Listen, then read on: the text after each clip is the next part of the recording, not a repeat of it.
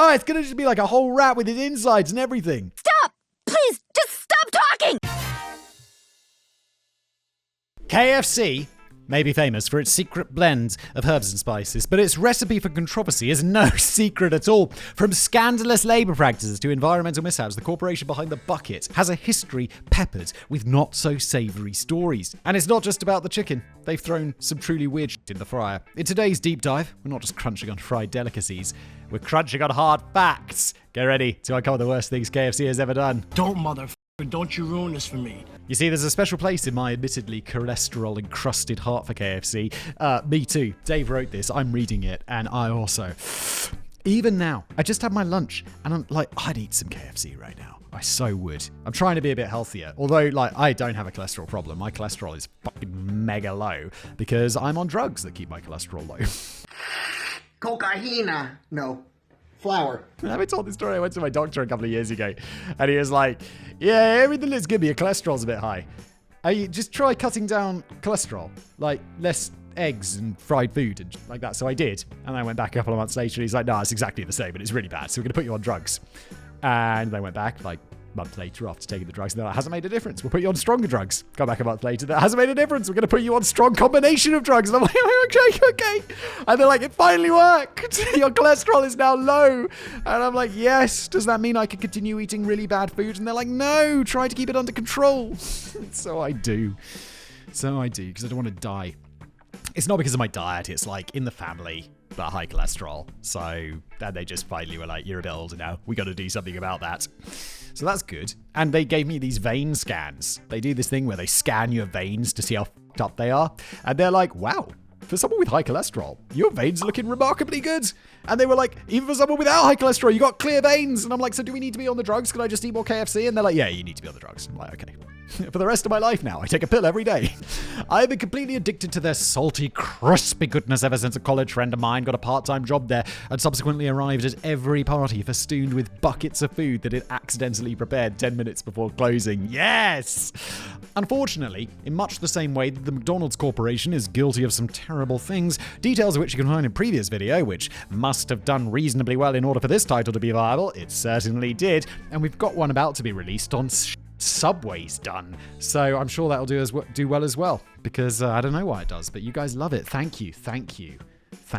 Just before we continue with today's video, if you're a coffee lover, quick question for you: how often do you struggle to find the perfect cup of coffee to kickstart your day? Well, you don't have to worry about that anymore, because Trade Coffee is the sponsor of today's video, and they're here to come to the rescue. Some of the smallest changes make the biggest impact, and Trade Coffee is an incredible addition to your New Year routine. Trade Coffee is more than just a subscription service. It's your key to better coffee in your own home. Trade goes above and beyond and caters to your taste buds. They use technology that maps your preferences to hundreds of different flavor profiles, ensuring that you get a coffee that is tailored just for you. It's like having your own personal coffee sommelier. With over 55 local roasters on board, you get to enjoy the diverse craft of coffee from the comfort of your own home. It's a journey through coffee culture, one cup at a time. It's also extremely convenient and fresh. Trade roasts your coffee to order, ensuring that it's as fresh as can be. There's multiple ways to experience coffee with Trade. You can sign up for a subscription, or you can just try one of their starter packs today. Trade Coffee's not just a subscription, it's an upgrade to a better morning routine. So go to drinktrade.com/brainblaze to get a free bag of roasted to order coffee with select subscription plans. Just visit drinktrade.com/brainblaze to elevate your coffee game this year. And now back to today's video. KFC has also done some things that might make you hesitate before licking your fingers. Didn't KFC change it? Because it used to be finger licking good, and now it just says so good. And I'm like, what was wrong with finger licking good? I'm always licking my fingers. It's kind of gross to lick your fingers because they must be covered in disease, germs and COVID. They once served up a meal to a customer that looked so bad that a public apology was necessary. Whenever I go to KFC, I'm not particularly interested in any of the stuff that's not chicken. The stuff that's not chicken in KFC? Like what? Nevertheless, I accept that some people are weird and wish to complement their greasy snack with some greasy chips or greasy rice. You can get rice in KFC? I had the chips. The chips kind of suck, although they did get better a couple of years ago. While nobody genuinely expects the meal they receive to look as good as the advertising images, when Reddit user Atheist Lee Thank you. It's just when you mash two words together that you don't expect to be together, it's hard to read. Ordered a chicken rice box, which apparently is, oh yeah, it's like, I know this. I've never ordered them because when I go to check KFC, I'm there for Kentucky Fried Chicken. They do these like teriyaki boxes with rice and, I just remembered I have had one and it sucked. I don't know why I had one. I think I was just curious. I had it along with my regular meal. But this appeared to be so unappetizing that he was forced to post a picture of it online. While I cannot personally verify whether or not the meal looks terrible, because Dave is blind, I have included a picture of both the advertised meal and the meal received so that Simon may pass judgment. Well, in this case, I can't see it either, Dave, because in my teleprompter, it doesn't do images. So I'm just looking at a blank thing. There is just a black void of nothingness, which if I was looking at even unappetizing KFC right now, I'd be like, looks pretty good. The rush of bad press that this image caused was truly spectacular. It was so bad, in fact, that KFC issued a public statement which read, "We're really sorry about this. Clearly, this rice box was not served as it should have been, and we are in contact with the customer to apologize. We are also reminding all of our restaurants of the right way to serve rice boxes. We always want our customers to be happy with both the look and taste of their food, so this is very disappointing." Not bad for a corporate super generic apology. It's the sort of thing that you get and you're like, oh, yeah, okay, whatever. Like when you're upset, dude, have I told this story? Probably. I lose track because I make so many videos. I recently flew to India for a few days to do sort of like partly social, partly businessy. But on my way there, I was like going to the airport to check in because I couldn't check in online because their website didn't work for whatever reason. And I'm like, oh yeah, checking in. I'm like laying over in Istanbul and then going on to New Delhi. And they're like, okay, it turns out we can't check you in for the Istanbul to New Delhi leg. They need to check you in Istanbul. Istanbul was Constantinople, now it's Istanbul. Constantinople been a long time gone. Constantinople, why did Constantinople get the works? That's nobody's business but the Turks. Hey! And I'm like, okay, that's kind of annoying that I then have to go to the desk in Istanbul and check in as well. But that's fine. That's fine. It's new to me, but it's fine. I get to Istanbul and I go up to the desk and they're like, oh, we're really sorry, we oversold the flight. And I'm like, you know what? It's like, yeah. So instead of your seat like in business, we have a seat for you, a middle seat in like row 31 or whatever. And I'm like, no, you fucking don't. You fucks. It's like a 7-hour flight. It's not like I got upgraded. It's not like this was free. I paid fucking full fare for this. And because I'm a right Karen, I just go on Twitter and I use my D-list celebrity status. And then I'm sitting in the lounge a few minutes later, it's a couple of hours later, the guy comes up to me and he's like, Mr. Whistler, you're in seat 2B. And I'm like, you're goddamn right I am. But it's like, they were so the people at the desk were not apologetic at all. They were just like, well, that's how it goes. And I'm like, well, fuck you, Turkish Airlines. At least apologize. At least try to sort it out rather than just be like, this is what we've got.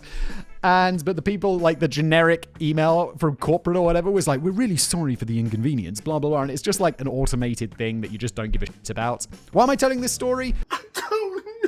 Oh yeah, corporate apologies. They don't make you feel any better because it's like generic shit that they're only doing so that they cover their ass or whatever. I don't care. I'm never flying with Turkish Airlines again. I mean, I say that, but I'm based out of Prague, so it's not like I'm next to Heathrow, where it's like I can take any airline I want to anywhere. It's like I had to lay over in Istanbul for 6 hours. It's not something I want to do. It's something I have to do, like flying Turkish Airlines. Never again until I'm forced to. And then I will have to fly it again. And I'll probably be disappointed. Turkish Airlines. Apparently, my Twitter post was like, Turkish Airlines don't become the new Raid Shadow Legends. Apparently, they actually did get in touch with the customer, and he was compensated with KFC vouchers. I was unable to discover whether or not his next visit yielded better results, but I imagine that if your particular KFC branch caused so much bad publicity that an apology was issued in the Daily Mail, then you would ensure that all of your food was Instagram ready for at least a few months at least. They have a terrible animal rights record.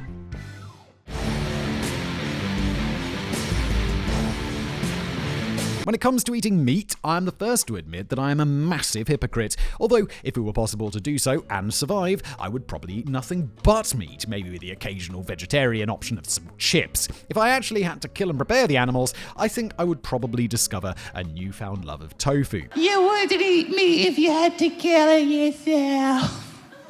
You don't know me. While the life of any animal destined for slaughter is rarely pleasant and fulfilling, several reports which document the treatment of the chickens whose ultimate destination is the bucket have revealed brutal and unnecessary treatment. I believe this is more of an issue in America, right? I read that book about called Eating Animals or whatever. I don't know why, just to torture myself, because it's not like I'm going to read it and then not have steak. But it was about the American battery farm industry where they're chopping the beaks off chickens and stuff. And I'm pretty sure that that's illegal in Europe.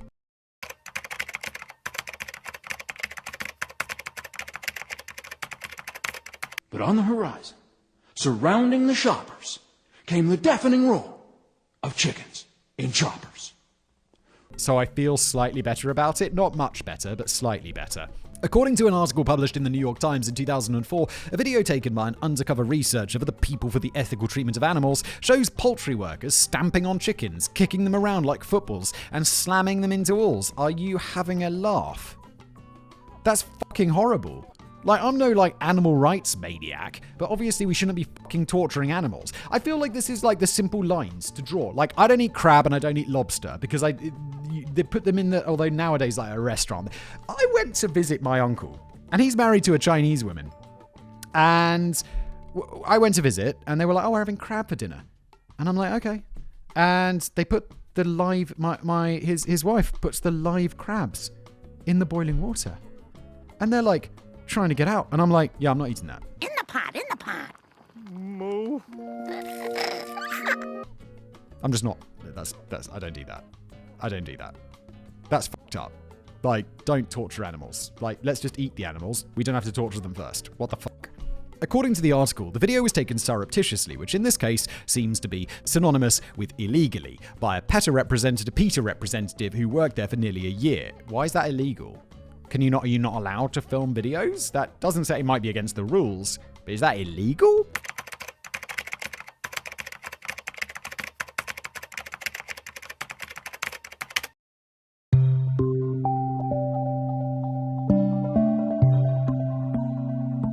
So to answer your question, I don't know. When confronted with this video, representatives from KFC said that they would attempt to have the guilty employees fired, carry out more frequent inspections of the facility, and end the partnership with the owners, the Pilgrim's Pride Corporation, if it happened again. Bro, there should be no if it happened again. If that happens, you break your ties with whoever that supplier is. That's extremely fucked up. You should absolutely break ties with them. And also, we're going to fire the employees. How about you report them to the police for animal cruelty? Because that's what that is. That's a crime. So, did this particular piece of poor publicity lead to the 23 million chickens that KFC uses every year receiving better treatment? Well, that depends on who you believe. A couple of years ago, KFC got behind a video filmed by YouTube influencer Nico Omelana. The film, called Behind the Bucket, shows chickens kept in sheds with fresh straw and a number of items for enrichment at the Moy Park-operated meat farm which provides chickens for KFC. So, is this a win? Well, yes. The chickens are clean, they have something to do, and nobody is kicking them at all. Except, perhaps not. According to an article in The Guardian from 2002, visiting the farm in February, undercover investigators working on behalf of the vegan food brand VFC described finding severe overcrowding, little fresh straw, and sick, lame, and dead birds. Now, this is bad, but it is not the same as them being actively tortured. It goes on to say, footage published by VFC from inside the farm, which has a capacity for 380,000 birds, appears to show the floor sodden with animal feces and little or no fresh straw. It also appears to show dead birds lying on the floor and sick, injured, or lame birds. Bins containing dead chicken carcasses were also filmed.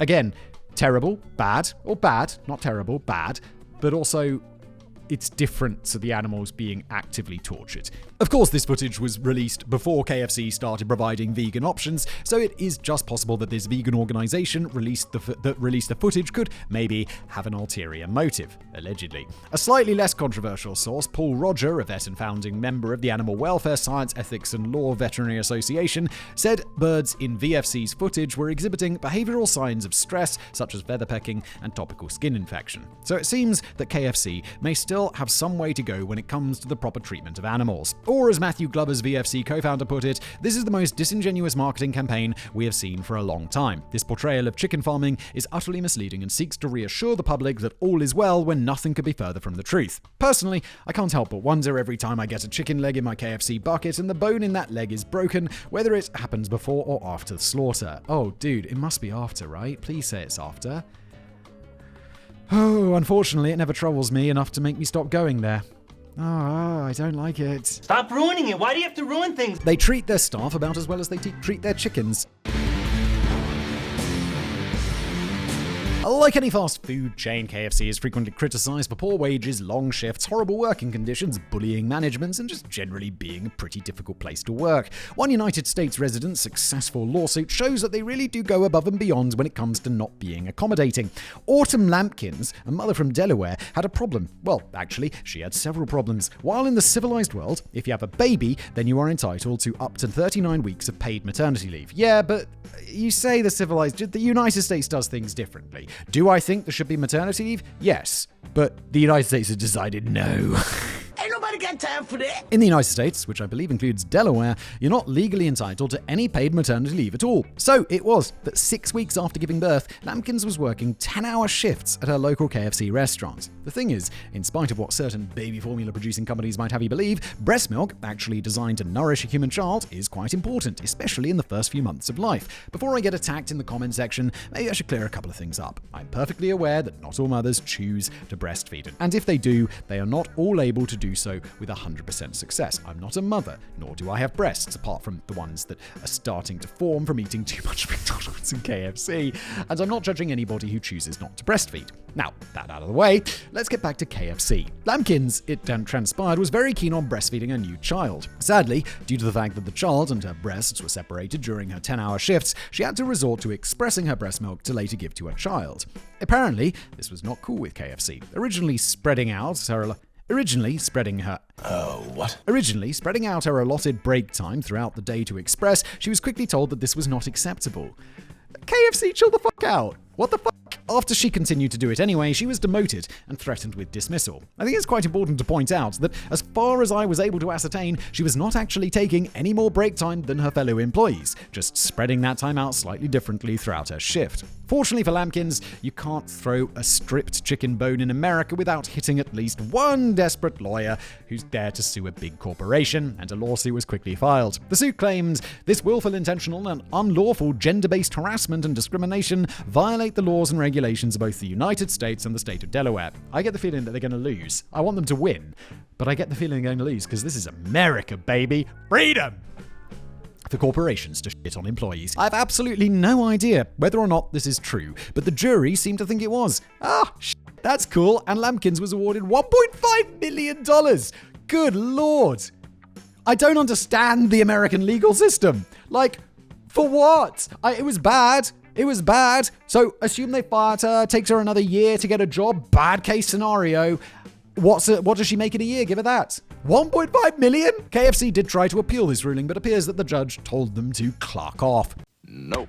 The things that come out of the fryer are not necessarily fit for human consumption.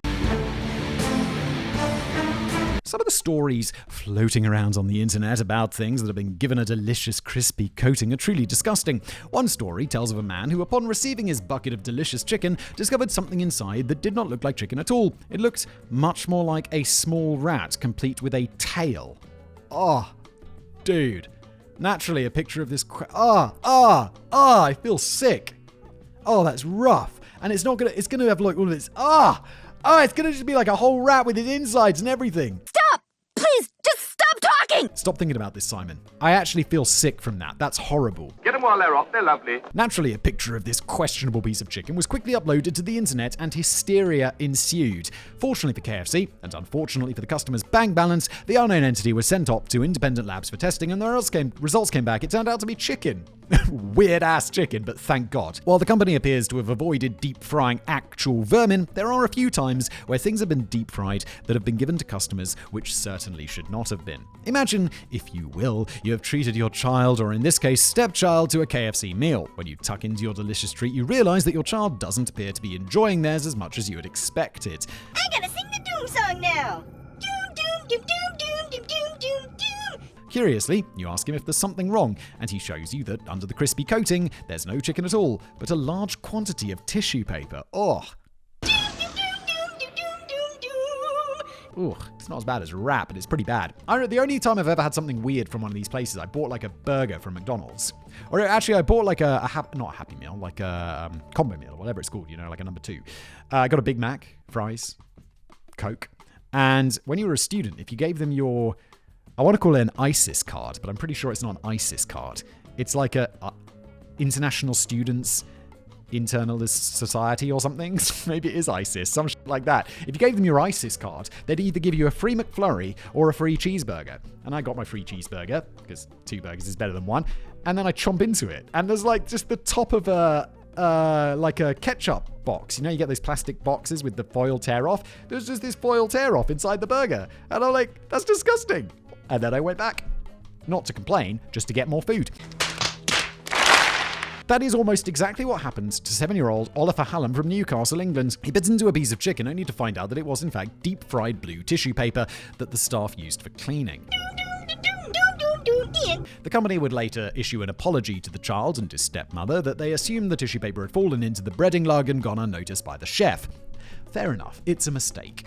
What happened next really does accentuate the differences between the US and the UK when it comes to compensation. Bearing in mind the company admitted that they were at fault, they compensated the pair with a complete refund on their meal and a voucher for a free meal on their next visit. As you may be unsurprised to hear, both Oliver and his stepmother have been put off KFC for life. Returning briefly to compensation differences between the two countries, earlier that same week a KFC store in Mississippi was accused of refusing entry to a child because she had prominent facial scarring. Know how I got these scars? That is much worse! What the f***? KFC issued an apology and contributed $30,000 towards the little girl's medical treatment.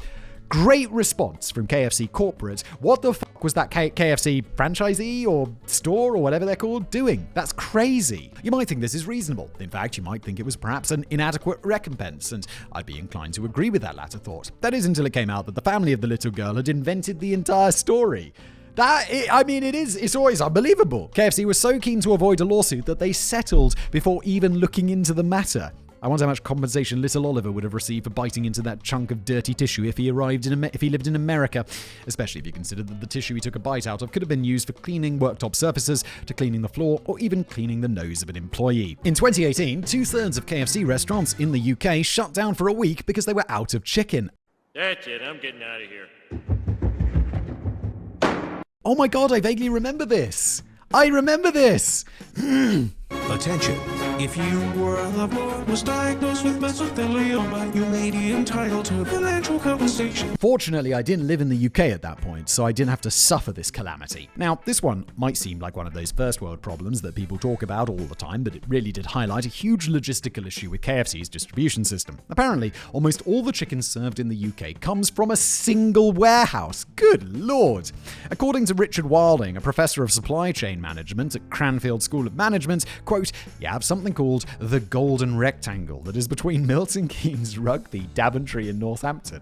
If you locate a facility in that rectangle, you can deliver overnight to just about anybody in the UK. This is quite a standard way of working for supply chains of this type. While this might be true when access to and from this warehouse is interrupted by, in this case, several road accidents, and you add to the mix that KFC was dealing with teething issues from switching over to a new delivery company, you have the recipe for a crispy, delicious disaster. Well, not so delicious because they're not making any chicken. Maybe they're just deep fry paper towels instead. Most annoying thing about this entire debacle, for me at least, was what happened when I went into a branch of KFC just after they'd run out of chicken before they closed for a week. After making my way inside and quite literally blindly navigating through all the tables, then finally getting to the counter, the lad behind it asked me what I wanted, after placing my order for a 15-piece family bucket. Dave, are you there with your family? You're just there by yourself, aren't you? He then proceeded to inform me that they were, in fact, completely out of chicken. This entire incident made me wonder whether or not the guy was a complete idiot, or if people genuinely went into KFC and didn't order chicken. I mean, would you think that given that I was the only person in the place at the... you would think that given that I was the only person in the place at the time, he might have let me know that there was no chicken when I entered the building, rather than forcing me to navigate my way across the entire restaurant to find out. And that, ladies and gentlemen and others, brings us to the end of this episode. As with the episode about McDonald's, I was unable to complete the script without placing an order from Just Eat, and I'm now finishing off the last piece of my family bucket. Yes! Oh, Dave, I like that you can actually write this while eating that family bucket. I couldn't. That rats thing got me, even though it wasn't a rat. Thanks for watching.